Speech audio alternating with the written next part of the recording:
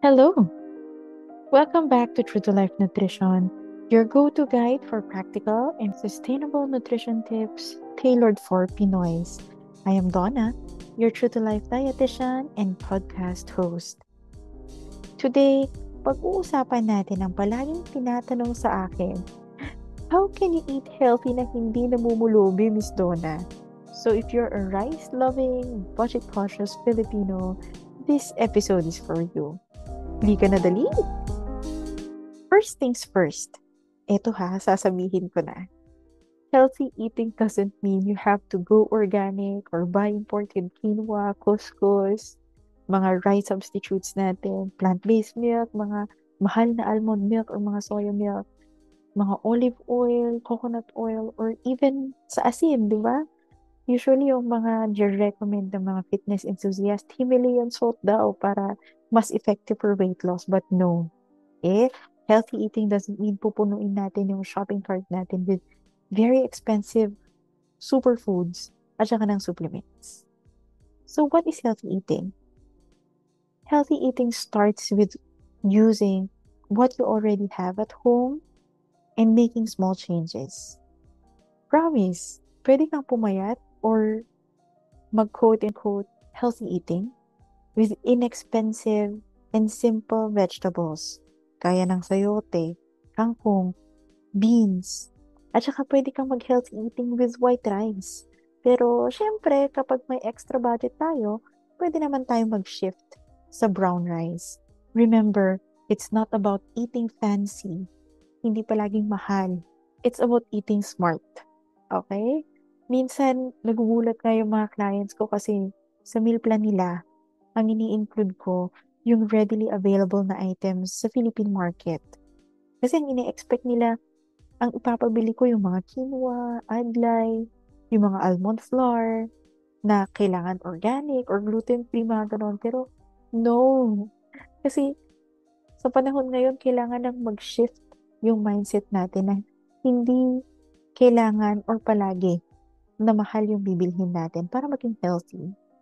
With this economy, medyo mahirap na yatang i-sustain at hindi na practical pag mahal yung lifestyle natin. I have tips to share para magkaroon tayo ng idea kung paano ang healthy eating on a budget. Tip number 1. Buy local at saka yung mga in-season na produce. Usually more affordable. Mas mura talaga sila. For example, kamote, kangkong, talong are not only budget-friendly, pero they're also packed with nutrients. Yung kangkong nga lang is very low in carbohydrates and sugar, pero it contains a good amount of fiber, iron, potassium, and believe it or not, pati vitamin C. Yung talong naman, it contains moderately high carbs, pero it provides good amounts of fiber. Another worth mentioning ay sayote. Dito sa Benguet, may time na babagsak ang presyo ng sayote to 10 pesos per kilo. Kaya sa mga panahon na ganon, we take advantage. Pero wag naman kilo-kilo ang bibilhin kasi magsasawa ka naman agad. Kasi ang nasa isip mo, kailangan mong ubusin yung binili natin kilo-kilo. So, sayang lang, di ba? So, balik tayo sa nutrients. Now, ang sayote, kahit hindi yan leafy vegetable, mataas yan sa fiber at mababa sa carbs. And, mataas rin yan sa vitamin C. Kaya naman, always check your local palengke kapag may oras tayo. Siyempre, aside from makakamura tayo, mas fresh din kapag dun tayo bibili. And, ito pa, dun naman sa mga prutas natin, pwede rin tayong maging healthy habang nagtitipid. You know, as dietitians, hindi kami masyadong nagre-recommend ng mga mahal na prutas like kiwi, grapes, strawberries, mga ganon. Not unless ni-request ni client na isama sa meal plan. So this means, kahit ang choice of fruit natin ay yung mga medyo mas mura, gaya ng saging, orange, at apple, pasok pa rin siya dun sa healthy lifestyle natin. Take note na always buy fruits that are in season. So kapag hindi season ng mangga, pakwan, or strawberry, kahit skip muna tayo.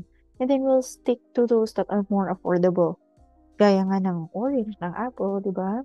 And additional tip ko lang, mas maganda kapag may at least 3 tayong pagpipilian na prutas o gulay per week para magkakaiba yung makukuha nating nutrients.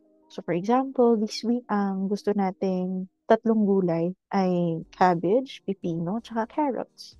And then yung tatlong prutas natin will be banana, orange, at saka apple. So the next week, pwede tayong magdagdag ng isa pa or ng dalawa para hindi palaging vitamins yung nakukuha natin. Pwede tayong magkaroon ng iron, pwede tayong magkaroon ng calcium, ng phosphorus, ng potassium from different kinds of fruits and vegetables.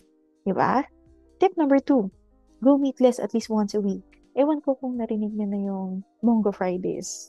Na every Friday, munggo pala yung sinaserve sa canteen, no? So, huwag kayong magagalit kapag ikaw ay kabilang sa Gen Z.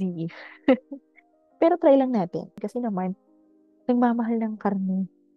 So, how about hearty, plant-based dishes like munggo gisado with malunggay or tokwat kangkong? It doesn't have to be very fancy like salads, mga ganon. You just have to, work with our budget. So, kapag ang budget natin per day is around 200 or 300 pesos, and then we'll go with the more affordable fruits and vegetables, even yung mga plant-based proteins natin like tokwa, tofu, mga ganyan. Even mga sardinas. Okay? Kasi these meals are high in protein, fiber, and super affordable. By the way, speaking of munggo, always make sure to soak it for at least 4 hours or overnight. Kailangan nating ibabad yung mga beans natin, yung mga lentils natin, like kardis, red beans, kidney beans, mga yan, munggo. Kasi bakit? Do you have any guess? Ilagay niyo sa comments ko yung sagot niyo and then we'll try to talk about it soon. Tip number 3, cook at home as much as possible. Yung topic na ito, medyo mixed ang opinions. Even me, I have mixed opinions on this. Kasi maraming factors dito eh. Especially when you're living alone. Sometimes makakatipid ka when eating out. Isama mo pa dyan kapag walang storage area or ref sa apartment or sa unit mo. Hindi rin natin masasabi na kakainin natin agad yung iluluto natin. Kasi for sure, may mga sobra sa raw ingredients. For example, yung sibuyas.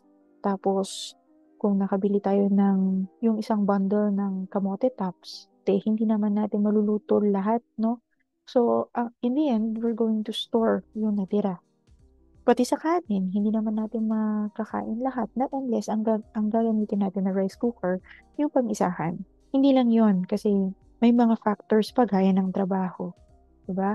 Kapag busy na talaga sa work, wala ng oras para magluto pa. Ang dami ko na kayang naging clients na ganun. Ngayon ko lang naisip, no? Na ganun yung setup nila, yung magigising sila ng 4 a.m. Tapos magpe-prepare para mag-commute. And then, alas 8, nasa trabaho na sila. Tapos yung shift nila until 4 p.m. Tapos magko-commute ulit. Makakauwi na ng past 7 p.m. And by that time, pagod na sila. Kaya hindi ko rin talaga masisi yung mga clients ko kapag ni-skip nila yung dinner or breakfast dahil sa everyday hustle. Pero if you're living in a place na may storage area and ref, medyo may mas freedom tayong mag-prepare ng meals. Na kapag may sobra, i-ref lang natin, then kakainin natin the next meal or the next day. Kasi kapag iisipin natin, eating out or ordering food delivery, pag yan every day, every meal, talagang magastos. Tapos, ang advantage pa ng cooking at home, nakokontrol natin what goes into our food. And one more thing na pwede kong i-share siguro ay yung batch cooking.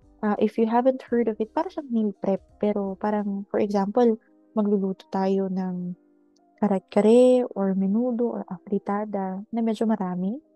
And then, kapag i-store na natin siya, ilalagay natin yung ulam in separate containers. And then, i-freeze natin siya. And when you go to work, kukunin mo lang yung singles na ulam. Tapos, ang iisipin mo na lang, yung rice. Dadala mo sa work, ima-microwave na lang. And then, yun na yung lunch natin. Pero I think itong topic na ito will be discussed in a different episode kasi naka-line up na siya. Kasi medyo marami yung mga meal prep strategies at saka tips na pwede kong i-share sa inyo. Anyway, tip number 4, stretch your ingredients. Diba mahilig tayo sa rice? And usually yun lang yung pinakamarami when it comes to meal prepping. So we'll use that. I-stretch natin. Dapat mga rice meals yan. Kasi doon naman tayo usually nabubusog as Pinoys, diba? And i-pair natin yung rice with budget-friendly options gaya ng itlog, sardinas o gulay. For example, yung sardinas, pwede natin siyang gawing hearty na dish by adding miswa or upo. Or yung corned beef, tapos dagdagan na lang natin ng repolyo. Pwede din yung instant noodles, no? Why not? Lalagyan natin ng pechay, pero babawasan natin yung seasoning. Huwag natin ilagay lahat. Diba? Lalo na nung high school kami, at saka nung college, usong-uso tong mga pantawid gutom na to eh. Yung lalagyan namin ng gulay yung pancit canton para mas dumami. Tsaka mag-share na lang kami. Very classic Pinoy at saka student hacks ang mga to.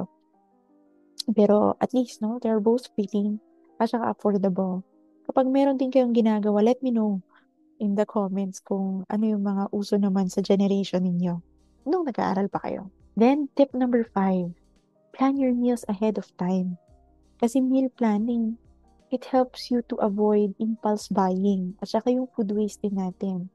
Before you go grocery shopping, I recommend na meron tayong listahan every time. Kasi kapag yun lang yung bibilhin natin, we'll stick to that list. At least makakatipid tayo. And we will spend within our budget. Diba? Also, don't go to the grocery stores na magmamarket ka with an empty stomach. Kasi feeling mo parang gusto mong itry lahat. Makakakita ka ng, uy, bagong flavor ng chips, bagong flavor ng drinks. Tapos ito, hindi ko pa natikman. I-try ko ngayon, ganyan. So, instead na naman nakakatipid tayo at saka kinakain natin yung food na dapat within the meal plan, hindi na, nag-overboard na tayo. So, always go to the supermarket with a full stomach and with a list. Di ba? Okay. So, itong topic na to ulit, I am sorry, it deserves a separate episode kasi marami talaga akong mga tips na i-share when it comes to meal planning. Okay? There you have it. Healthy eating doesn't have to cost a fortune. No? Please lang. Huwag nating sanayin ang mindset natin na kapag healthy, dapat mahal yan. Kapag hindi yan mahal, hindi siya healthy. Huwag pong ganon yung mindset natin. Okay?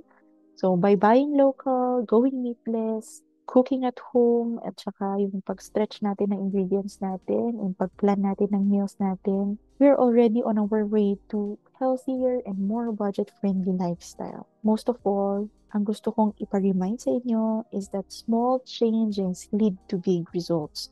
So long as you're working gradually, no, may dinadagdag tayo sa diet natin na healthy eating habits, even if it is intentional or unintentional, na healthy eating habits, these are all part of our progress. Alright? So if you found today's tips very helpful, don't forget to subscribe to the podcast and share this episode with your friends and family. Follow me on my social media accounts by searching for True to Life Nutrition or True to Life Dietitian for more affordable and practical nutrition tips. Salamat sa pakikinig and I'll catch you in the next episode. Again, this is Donna and let's make healthier choices one balanced meal at a time. Ingat ka palagi. Bye!